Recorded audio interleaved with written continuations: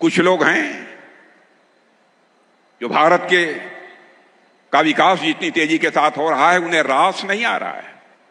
सबके बास तो हम हैं, भारत कैसे इतनी तेजी के साथ बढ़ रहा है। कुछ ऐसा किया जाए ताकि भारत में भारतवासियों के हाथों से जो चीजें तैयार होती हैं वह दुनिया के देशों में जाएं तो उन देशों में बनने वाली चीजों से वह महंगी हो जाएं। कुछ लोग हैं जो भारत का विकास जितनी तेजी के साथ हो रहा है उन्हें रास नहीं आ रहा है, उन्हें अच्छा नहीं लग रहा है। सबके बास तो हम हैं, भारत कैसे इतनी तेजी के साथ बढ़ रहा है। और बहुतों के द्वारा यह कोशिश की जा रही है कुछ ऐसा किया जाए ताकि भारत में भारतवासियों के हाथों से जो चीजें तैयार होती हैं वह दुनिया के देशों में जाएं तो उन देशों में बनने वाली चीजों से वह महंगी हो जाएं, ताकि भारत की धरती पर भारतवासियों के हाथों से बनी हुई चीजें जब महंगी हो जाएंगी तो दुनिया के को लोग उसे नहीं खरीदेंगे। यह कोशिश की जा रही है।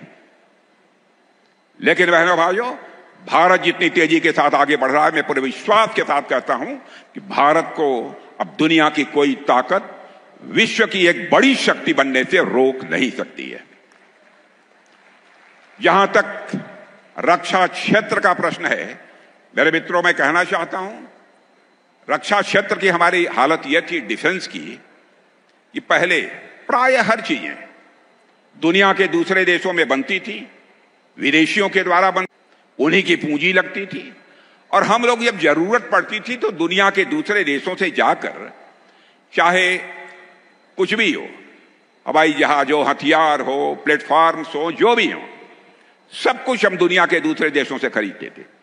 लेकिन आज मैं आपको जानकारी देने के लिए आया हूं बहनों भाइयों, अब हम इनमें से बहुत सारी चीजें न केवल भारत की धरती पर बना रहे हैं, न केवल भारतवासियों के हाथों से बना रहे हैं, न केवल हम अपनी आवश्यकताओं को पूरा कर रहे हैं, बल्कि हम दुनिया के दूसरे देशों को भी हम एक्सपोर्ट करने का काम कर रहे हैं, उनके पास भी हम भेज रहे हैं। दुनिया के देश सब हमारे सामान को खरीदने का काम कर रहे हैं। जब मोदी जी पहली बार 2014 में प्रधानमंत्री बने थे तो उस समय भारत के डिफेंस आइटम, रक्षा उत्पाद की चीजें दुनिया के देशों को केवल 600 करोड़ रुपए की एक्सपोर्ट होती थी, माने जो दुनिया के दूसरे देशों के लोग खरीदते थे। बहनों भाइयों, आपको जानकर खुशी होगी, अब हम 24,000 करोड़ से ज्यादा का डिफेंस आइटम अब एक्सपोर्ट कर रहे हैं। यह है भारत की ताकत, यह नए भारत का यह नया रक्षा क्षेत्र है। पहलगाम में कुछ आतंकवादियों ने आकर हमारे वहां पर्यटन के लिए गए कुछ निर्दोष नागरिकों की निर्मम हत्या कर दी थी। मेरे बहनों भाइयों, उन्होंने मान लिया था भारत शांत होकर बैठ जाएगा। हमारे प्रधानमंत्री जी का संकल्प था, हम लोगों ने तय किया हम इसका मुंहतोड़ जवाब देंगे। और आपने देखा होगा, ऐसी कल्पना भी कभी नहीं की जा सकती थी, धर्म पूछकर मारेंगे। पूछते थे कि तुम कौन हो।